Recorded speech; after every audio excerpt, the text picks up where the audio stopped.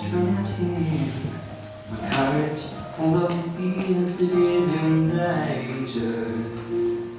My sunflowers still grow, though my monkeys have no wings. My path is paved in gold and filled with strangers. And the city made of green was a mirage filled with diversions. You notice when the smoke has cleared away that wizard was a hoax, and this old witch is scared of water. Home is always just 3 clicks away.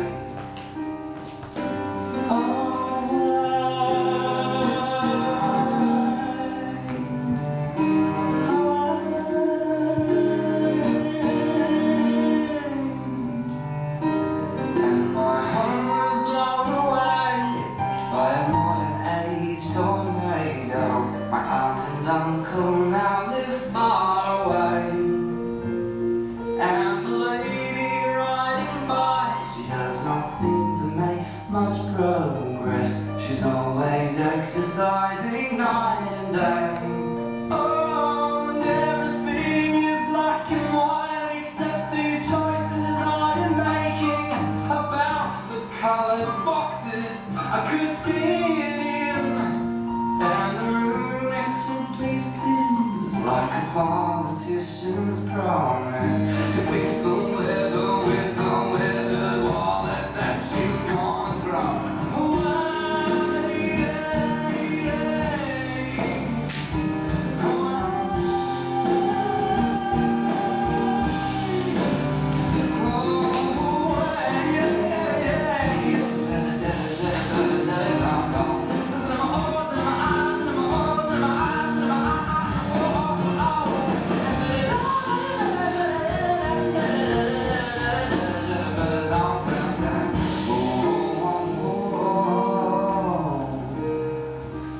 I'm somewhere under the rainbow, way down low. I'm under the waves and I'm under the weather. I'm under the pump and I'm under the...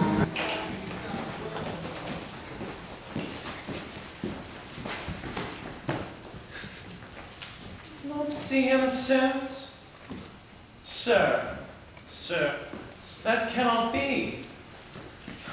But if I were not the better part made mercy, I should not seek an absent argument my revenge, thou present. But look to it. Find out thy brother, wheresoever he is.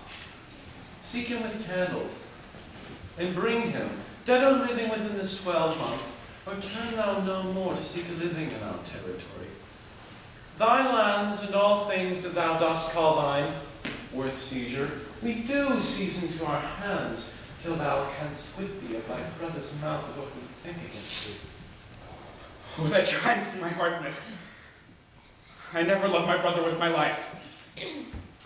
More than thou, well, push him out of doors, and let my officers of such a nature make an extent upon his house and lands. Do this expediently, and turn him going.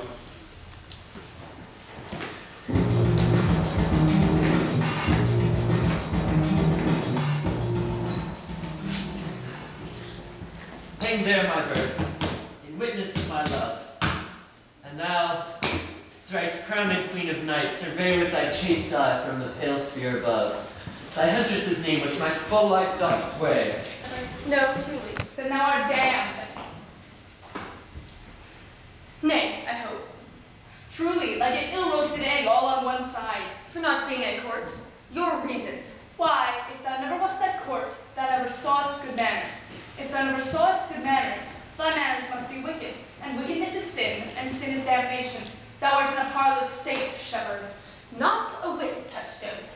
Those that are good manners at the court are ridiculous in the country. Instance briefly, come instance. Why, we are still handling our ewes. Would you have us kiss the hands that have been handling ewes?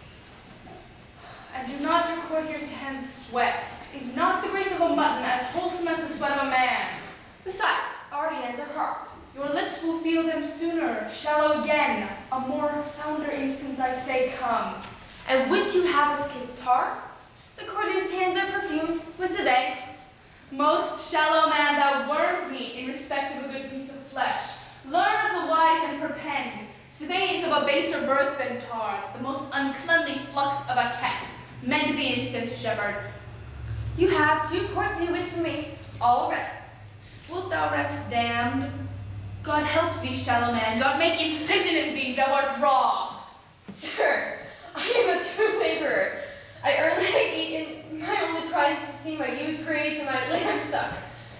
That is another simple sin in you, to offer to get your living from the copulation of cattle, to be bought to a bellwether. To betray a she-ram of 12-month-old to a crooked-pated old cow-golding ram out of all reasonable match. If thou beest not damned for this, I see no other way thou shouldest escape than the devil himself will have no shepherds. Here comes unmasticating my new mistress's brother. From the east to western end, no jewel is like Rosalind. Her worth being mounted on the wind through all the world bears Rosalind. All the pictures fairest line of a black to Rosaline, let no fair be kept in mind but the fair Rosaline. I'll write you so, 8 years together, dinners, suppers, and sleeping hours accepted. It's the right butterwoman's rank tomorrow. Ow, fool. For a taste. If a heart do lag behind, let him seek out Rosaline. If the cat will after kind, so be sure Rosaline. Winter garments must be lined, so must slender Rosaline. They that reap must sheaf and bind, then to cart with Rosaline. Sweetest nut hath sourest rind, such a nut is Rosaline. He that love's sweetest rose will find, must find love's prick and Rosaline. These are the very false young verses. Why do you infect yourself with them? Peace, you dull fool. I found him on a tree. Then truly, the tree yields bad fruit. I'll draft it with you, and then I'll tap it with a medlar, and it'll be the earliest spoon in the country. You'll be rotten there if you have to write, but that's the right virtue of the medlar. You have said, but whether wisely or no, we'll let the forest judge. Peace, here comes my sister reading. Stand aside. Why should this desert be? For to some people know, tones I'll hang on every tree that shall simple saying show how brief the life of man who runs in his erring pilgrimage. Buckles in his summer vein, shall violate vows, which the souls of friend and friend. From the fairest vows, or at every sentence end, will I, Rosalinda, right? Did you all agree to know the quintessence of every sprite Cupid had in little show, that heaven nature charged, that one body should be filled with all graces wide and large, nature pleasantly distilled, Cleopatra's cheek but not her heart, Helen's majesty, Atalanta's better part, sound Lucretia's modesty, thus for Rosalind and many parts by heavenly Synod was devised, of many faces, eyes, and hearts, to have the touches of its prize. Heaven would that she these gifts should have, and I to live and die, her slab. Jupiter! What day is homely above? Have you buried your parishes with all and never cried, have patience, good people? Hannah, shepherd, go off a little. Go with them, Sarah. Come, shepherd, let us make honorable retreat, though not with bag and baggage, yet with scrip and scrippage. Didst thou hear these verses? Oh, yes. David of this place. As the goatee lets you see dwell where she is kindled. Your accent is something finer than you could purchase in so removed a dwelling. I have been told so of many, indeed, an old religious uncle of mine taught me how to speak. He fell in love, I have heard him preach many lectures against it, and I thank God I am not a woman, to be touched with so many giddy offences as he hath generally taxed their whole sex withal. Pray tell, what were some of the principal evils that he laid to the charge of women? There were none principal, they were all like one another's half and hard, each fault seeming monstrous, till his fellow faults came to match it. Pray tell, recount some of them. No, I will not cast away my physic on those that are sick. There's a young man who accuses our plans of carving Rosalind on their barks. If I could meet that fancy monger, I could give him some good counsel, for he seems to have the quotidian of love upon him. I am he that is so love-shaped. I pray you tell me your remedy. You have none of my uncle's marks upon you. He taught me how to know men in love and which occasion to brush it. I am sure you are not prisoner. What were some of his marks? A lean cheek, which you have not. A blue eye and sunken, which you have not. An unquestionable spirit, which you have not. A beard neglected, which you have not. But I pardon you for that, for simply your having a beard as a younger brother's revenue. Then your hose should be ungartered, your bonnet unbandaged, your sleeve unbuttoned, your shoe untied, and everything about you demonstrating a sense of careless desolation. But you are no such man. Your rather poor device in your accoutrements is rather seeming to love yourself than seeming the lover of any other. I would I could make thee believe I love. Me believe it? You would as soon make she that you love believe it, which I warrant she is apter to do than confess she does. But, in good sooth, are you he that hangs all these verses upon the trees wherein Rosalind is so admired? By the white hand of Rosalind, I am that he that And unfortunately. how, Audrey, am I the man yet? Doth my simple feature content you? Your features, Lord Lawrence has what features? I am here with thee in thy goats, as the most capricious poet, honest Ovid was among the gods. Oh, knowledge ill-inhabited, worse than Jove in a thatched house. When a man's verses cannot be understood, nor a man's good wit seconded with the forward child's understanding, it strikes a man more dead than a great reckoning in a little room. Truly, I put the gods have made me poetical. I do not know what poetical is. Is it honest indeed, and word is it a true thing? No, truly, for the truest poetry is the most feigning, and lovers are given to poetry, and what they say in poetry may be said as lovers they do feign. Do you wish that the gods had made me poetical? I do truly, for thou swearest me thou art honest, but if thou wert a poet, I might have some hope thou didst feign. Would you not have me honest? No, truly, for honesty coupled with beauty were to have honey to sauce the sugar. A material fool. Well, I am not fair, therefore I pray the gods make me honest. Truly, to cast away honesty upon a foul slut, were to put good meat into an unclean dish. I am not a slut, what will I foul? Well, praise be the gods for thy foulness. Sluttishness may come hereafter.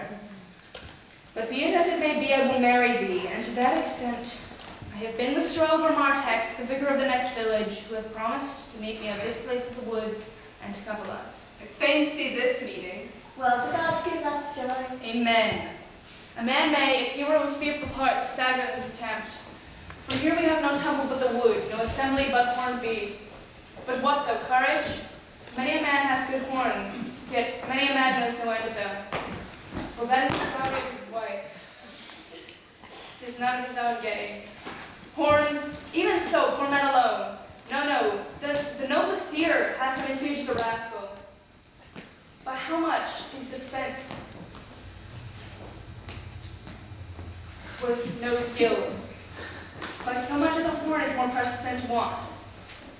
Here comes Sir Oliver Martex. Sir Oliver Martex, you are well met.